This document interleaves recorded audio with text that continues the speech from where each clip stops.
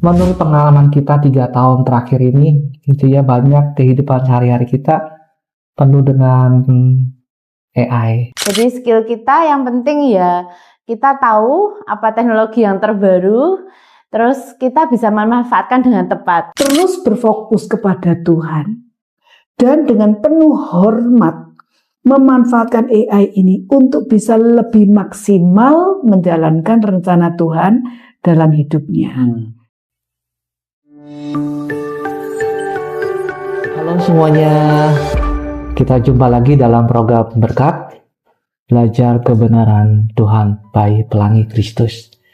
Nah, kali ini bersama saya dengan Pak Indra, ya saya juga kehadiran dengan 2 bintang tamu kita, narasumber. Yang pertama dengan Ibu Magdalena Pranata, yang kedua dengan Ibu Esther. Ya. Dalam episode titik temu teknologi dan iman, kecerdasan buatan atau AI, ya, dalam kacamata teknologi. Nah, Shalom Bu Magda, Shalom Bu Esther. Gimana kabarnya? Tuhan Yesus menyertai. Sehat semua? Puji Tuhan. Ya, syukurlah ya. Dan bagaimana kalau kita ada banyak hal yang pertama kita mau perkenalkan dulu latar belakang dari kedua narasumber kita ya. Yang pertama saya akan ke Bu Magdalena Pranata. Beliau menerima visi yang luar biasa dari Tuhan, ya, untuk mendirikan sebuah wadah yaitu Pelangi Kristus, dan sampai hari ini terus menghidupi sampai hari ini ya. Ya, beliau juga memiliki panggilan dalam pendidikan sebagai dekan di FKIF ya Bu ya. FKIP, Petra ya, University. Di Petra, betul. Ibu juga aktif melayani ya sebagai dosen menjangkau banyak orang di daerah-daerah khususnya di Indonesia. Betul. Nah, saya juga percaya kalau Ibu juga punya seorang buah hati yang tetap konsisten di Pelangi Kristus. Benar. Nah, saya akan beranjak ke Bu Esther. Bu Esther juga seorang yang luar biasa, seorang profesor kecerdasan di ISTTS, betul ya, di Surabaya ya. Nah, Ibu juga seorang mama dengan 2 buah hati, dan saya percaya Ibu juga mempercayakan anaknya di tempat ini. Yang kedua, yang pertama, anak Ibu basic sampai yang hari ini di kelas 8 yang besar ya. Iya, betul. Nah, selain itu juga Ibu melayani di Pelangi Kristus. Iya. Wah, luar biasa nih. Ya, sebagai pengajar ekstrakurikuler di bidang coding atau informatika. Nah, saya percaya bahwa Ibu juga dipanggil Tuhan untuk berkecimpung di dalam bidang kecerdasan buatan. Ibu juga dipercayakan sebagai Google Developer Expert of AI. Dan juga menjadi peneliti dosen di ISTTS. Nah, seperti kita ketahui bahwa kehidupan sehari-hari kita, perkembangan AI itu sekarang di bidang pendidikan, teknologi, kesehatan, banyak sekali sekarang. Nah, yang menjadi concern pertemuan kita saat ini kan kita sangat terbatas nih. Kita fokus pada materi-materi yang saat ini. Mungkin nanti kita ke depan akan buat materi-materi yang berikutnya Bu ya. Ya. Nah, saya akan pertama-tama kepada Bu Esther dulu ya Bu ya. Nah, menurut pengalaman kita 3 tahun terakhir ini, gitu ya, banyak kehidupan sehari-hari kita penuh dengan AI. Ya, contohnya seperti mulai banyak bermunculan kayak ChatGPT, Gemini, Copilot kayak gitu ya. Bahkan yang sekarang yang dari China itu namanya DeepSeek ya. Nah, bagaimana dampak positif AI terhadap dunia pendidikan? Nah, tahan dulu situ. Yang kedua, apakah skill yang perlu kita pelajari? Nah, bagaimana kira-kira dari Ibu Esther, silakan. Oke, baik. Jadi AI ini memang betul ya, dia banyak manfaatnya sekarang, dia mempermudah kita proses belajar, dia membantu kita siap sedia memang ya, selalu available 24 jam ketika kita butuh ilmu atau menanyakan sesuatu, itu dia bisa menjadi asisten kita dalam keseharian. Dan memang siswa itu bisa dapat banyak manfaat sih, mereka bisa menanyakan kembali materi yang mereka masih bingung, mereka bisa review, bikin tanya jawab misalnya dengan AI, lalu mereka bisa juga meminta penjelasan yang lebih detail yang mungkin belum mereka pahami di bagian-bagian tertentu.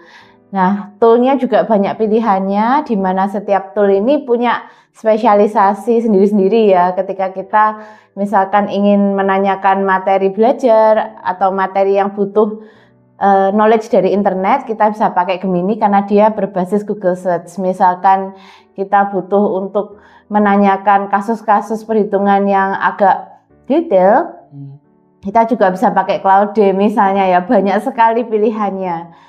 Dan tadi yang kedua tentang bagaimana kita harus menanggapi ini ya, teknologi ini gitu ya. Skill apa yang Jadi skill kita yang penting ya kita tahu apa teknologi yang terbaru, terus kita bisa memanfaatkan dengan tepat. Nah, yang penting juga termasuk etikanya ya. Jadi ketika menggunakan AI sejalan juga dengan firman Tuhan, kita tidak boleh menyalahgunakan AI ini, dan kita juga bisa mengeksplorasi yang positif dan salah satunya juga berbagi ke rekan-rekan, teman-teman yang misalnya belum tahu teknologi ini juga supaya mereka bisa mendapatkan manfaat yang tadi seperti itu. Berarti banyak sekali ya dampak positif ya. Jadi kalau saya bisa simpulin, kurang lebih AI untuk pendidikan itu untuk bisa mereview kembali, anak juga lebih interaktif buat bisa tanya jawab, bahkan menjadi asisten untuk ketika dia kurang mengerti, kurang lebih kayak gitu ya. Nah, kembali lagi Bu Esther, kita tahu ya bahwa seringkali banyak hal yang di masa depan nanti AI memiliki kesadaran. Apakah saat ini AI memiliki kesadaran gitu ya? Apakah keunikan manusia sebagai makhluk atau dengan gambar dan rupa Allah? Nah, tentunya seperti hal kayak moralitas itu kan nggak bisa digantikan dengan AI.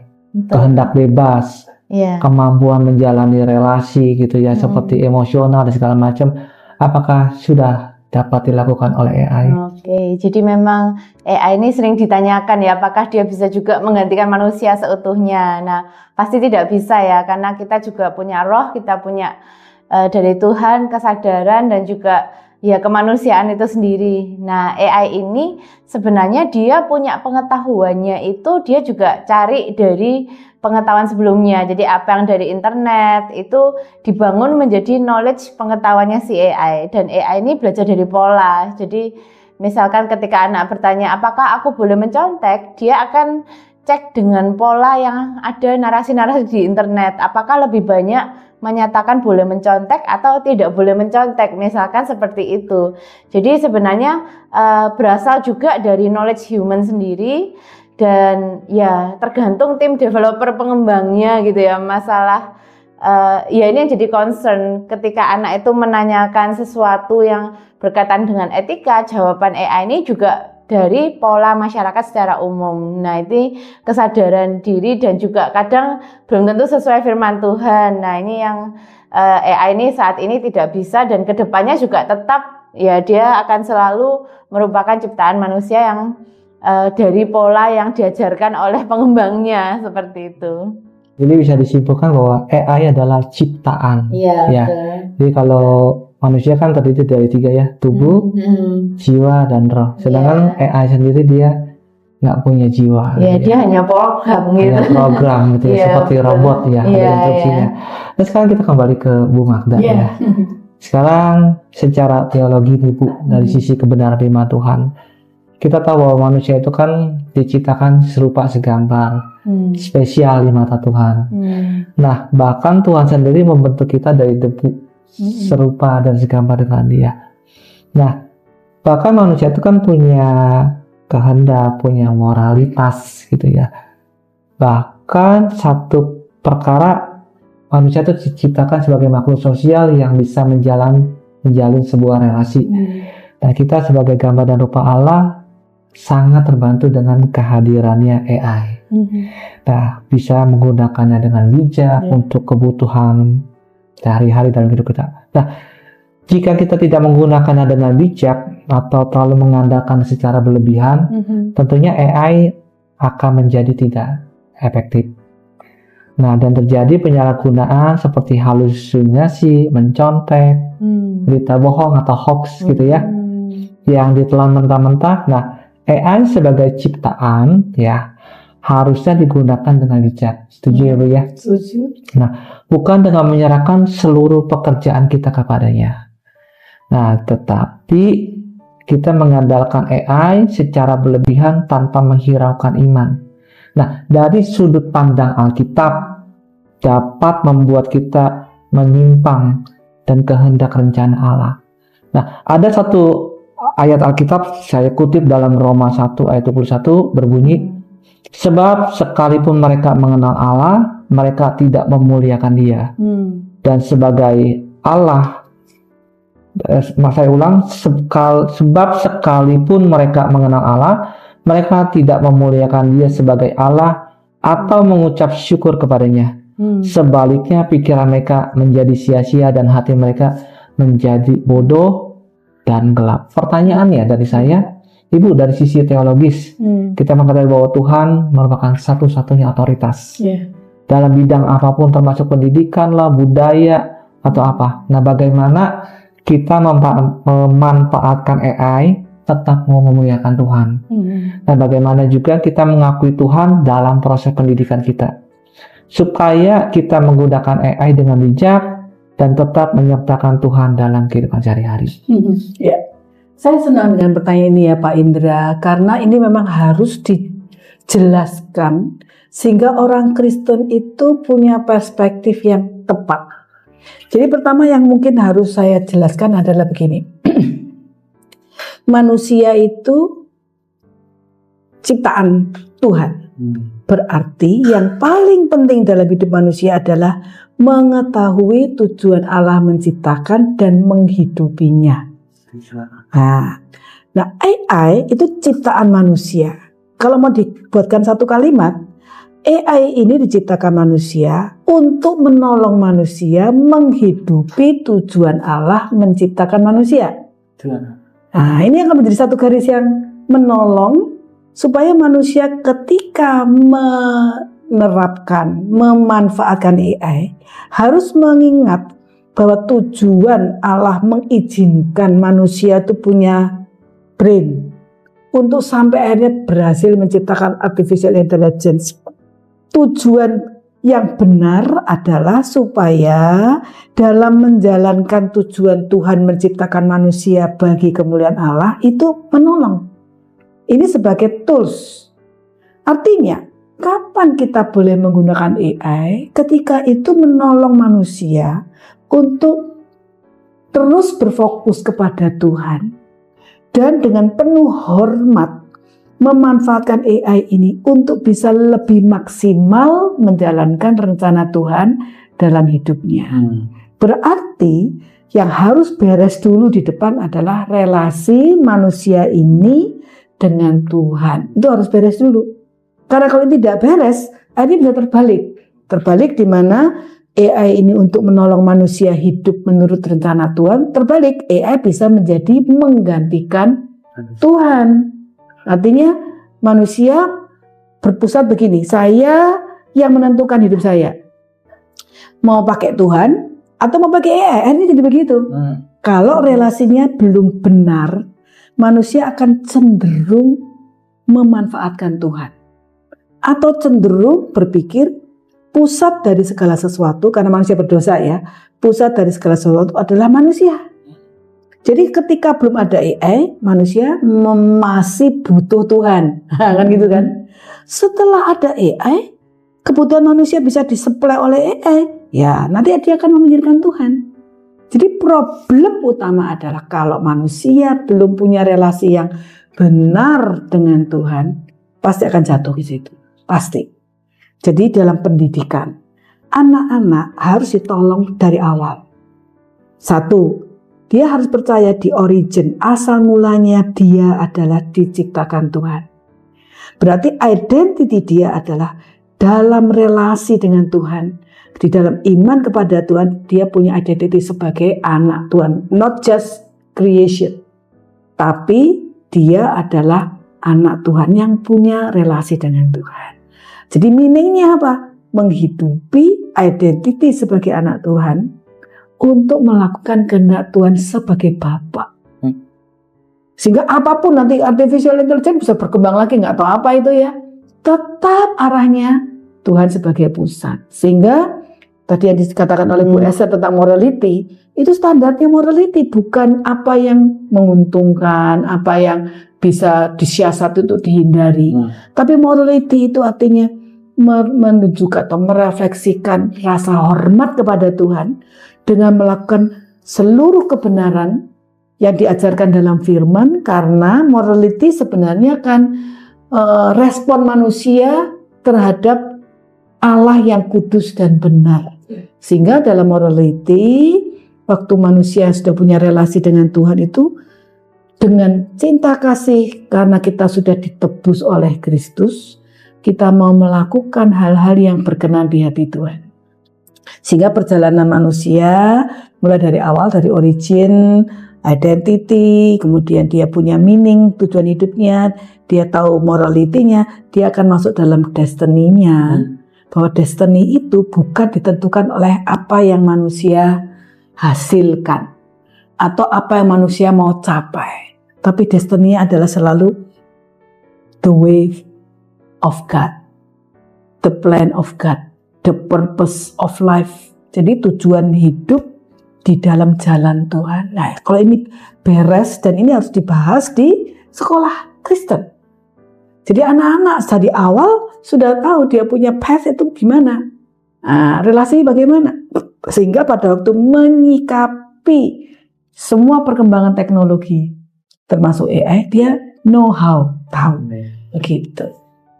Nah, jadi kira-kira apa yang bisa Ibu simpulkan dari poin-poin tadi? Jadi yang paling penting dalam pendidikan Kristen di sekolah Kristen, anak itu harus mengenal Tuhan, number one. Anak Mengenal Tuhan dan mengetahui bahwa tujuan hidupnya adalah mengasihi Tuhan dan hidup menurut rencananya. That's it. Itu nomor satu. Luar biasa. Jadi pengenalan akan Tuhan itu sejak dini sangat penting, menjadi pondasi ya. Jadi sekalipun teknologi semakin berkembang pesat, kayak di Daniel kan dikatakan bahwa banyak orang akan menyelidikinya dan pengetahuan akan bertambah. Jadi kalau pengetahuan bertambah diiringi dengan pengenalan akan Tuhan yang kuat, saya percaya bahwa kedepannya itu menjadi basic, dan ini menjadi sarana yang tadi Ibu bilang tadi ya, untuk bisa membawa hormat kemuliaan bagi nama Tuhan. Nah, saya akan kembali mengingatkan bahwa poin-poin tadi itu mengingatkan kita bahwa AI penting. Jadi kalau saya bisa simpulkan, yang kedua bahwa pengenalan akan Tuhan juga itu penting. AI membantu dalam kehidupan kita, tetapi yang paling penting adalah basicnya pengenalan akan Tuhan. Itu kurang lebih seperti itu. Nah, saya akan masuk ke dalam segmen promosi ya, bahwa Bapak Ibu sekalian, saya percaya bahwa Pelangi Kristus akan tetap mengikuti perkembangan teknologi dan zaman ya, karena memang dunia terus berputar. Untuk itu kita juga akan mengakomodasi murid-murid dalam proses belajar mereka. Nah, tentunya Pelangi Kristus juga akan tetap memegang teguh prinsip-prinsip kebenaran firman Tuhan dan pandangan iman Kristen di dalam implementasi teknologi, contohnya tentang kecerdasan buatan atau AI yang bijak dan tetap memuliakan nama Tuhan, dan tetap dijunjung tinggi. Soal tadi seperti Ibu bilang tadi, pondasinya ya, agar penggunaan teknologi mencapai tujuan yang benar dan tidak menyimpang ya, kurang lebih. Nah, satu poin penting saya, kalau Anda adalah orang tua yang mencari sekolah menerapkan teknologi dengan bijak dan sesuai dengan kebenaran firman Tuhan atau rencana Tuhan, yuk kunjungin Instagram kami, itu ada di @pelangikristus. dan booking jadwal kunjungan ke sekolah kami sekarang juga ya kurang lebih seperti itu ya. Jadi Bapak Ibu bisa cek informasi ada di website atau di Instagram kita. Nah, untuk sekarang kita mau akhiri semuanya ini.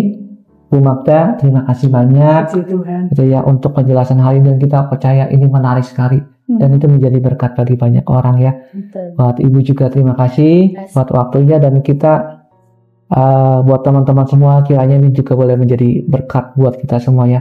Terima kasih sudah menyimak episode berkat hari ini. Sampai jumpa di episode berkat selanjutnya.